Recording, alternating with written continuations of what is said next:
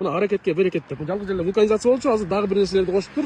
Тельман көчөлөр менен Жакупов көчөлөрүнүн кесилишинде өткөндөрдө реклама кылганбыз. Бул жерде вулканизация желимдөө болчу, азыр жаңы кызматтар кошулуптур. Мына аракетке берекет дейт. Иштейм деген кишиге анан келип кетип суроо талаптары боло баштайт. Ошого жараша дагы бир кызматтар кошулуптур. Assalamu алейкум. Силер болсун.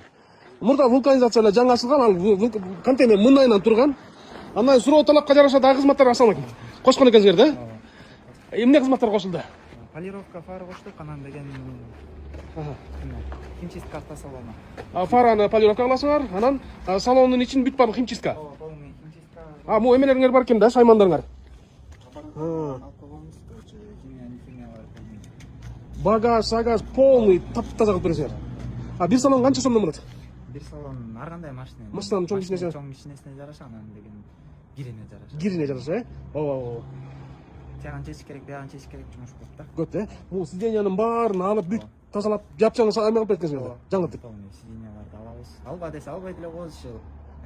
Сураганына чейин. Мына Жакупов көчөсү менен Тельман көчөлөрүнүн кесилишинде вулканизация болчу. Азыр мына дагы кызмат кошулуп, химчистка кылам дегендер болсо ушул жерге келгиле. Анан химчистка деп караколду жазып коеюн. Анан номерин жазып коеюн, химчистка кылам дегендер сага келесиң, Ишиң илгери болсо мына өнүгүү деген ушундай болот.